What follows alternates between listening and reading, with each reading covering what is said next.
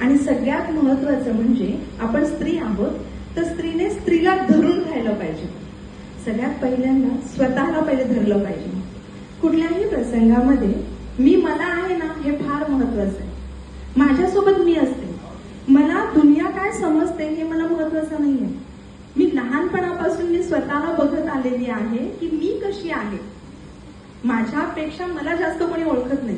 आपण फार म्हणतो मी याला ओळखते, मी त्याला ओळखते. नाही, मी स्वतःला काय ओळखते हे सगळ्यात महत्वाचं आहे. मग आरशामधली जी मी आहे ना, तिला पहिल्यांदा मी सांगितलं पाहिजे की मी अद्वितीय आहे, मी खूप महत्वाची आहे आणि मी खूप छान आहे. आणि मी छान राहण्यासाठी जबाबदार मीच आहे. आपण नेहमी म्हणतो तुम्ही मला छान ठेवत नाही, तुम्ही माझं काही चांगलं करत नाही, तुम्हाला असं वाटतं तुम्ही माझं मोलकरीण करून टाकले किंवा माझं पाय पुसणं करून टाकलंय.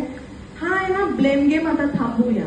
मला नाही वाटत की आपल्या काही स्त्रिया असं करत असतील, पण जर का चुकून मागून एखादीला वाटत असेल माझ्या नशिबाला कसं सासर आलं, माझ्या नशिबाला कशी परिस्थिती आली, असं नाहीये.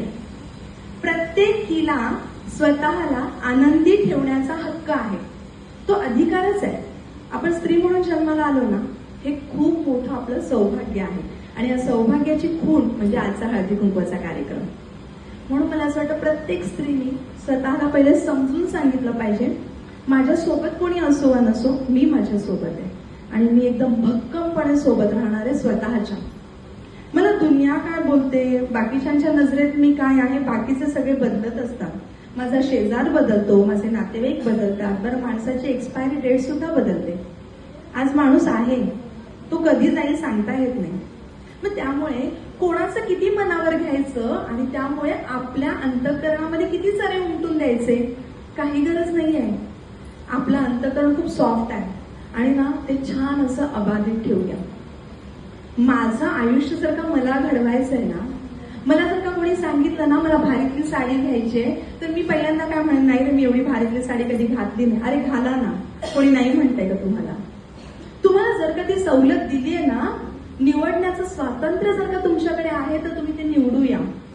आपण काय करतो, दुसऱ्यांना विचारतो तुम्हाला चालेल का, हा रंग तुम्हाला आवडेल का, तुम्हाला जे आवडेल ते करा. अरे नको, जर का आपण चॉईस नाही केला ना, तर दुसरं कोणीतरी येतं आणि आपलं निवडीचं स्वातंत्र्य घेतं.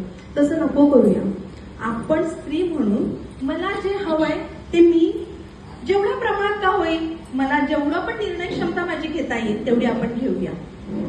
माझं स्त्रियांना फक्त एवढंच सांगणं आहे की सध्या मानसिक आरोग्याच्या समस्या फार आहेत. मानसिक आरोग्य, शारीरिक आरोग्य तर आपण लगेच जातो दवाखान्यात, ताप आला गोळी घेतली पॅरासिटामॉल बरं झालं. पण डोक्याला ताप आला तर काय कराल? बाई रात्रभर झोपत नाही आणि बाई परत काय म्हणते माहितीये, मला रात्रभर माझा डोळा लागला नाही, मला फार त्रास होतोय. मग बाई तुला कोणी सांगितलेलं एवढा त्रास करून घ्यायला? मग मला असं वाटतं की स्त्रीने ना स्वतःचं मानसिक आरोग्य स्वतःच्याच हातात आहे. आणि या मानसिक आरोग्यासाठी मला काय काय करता येईल? जर का आपल्याला आपल्या मैत्रिणींनी विचारलं, अगं मला ही असं बोलली आणि मला खूप रडायला आलंय, आपण तिला किती छान समजवतो, अगं नको ग रडूस, तिच्या काय नादी लागतेस, ती तसंच काय पण बोलते, हो की नाही? मग यावेळेस आपण स्वतःला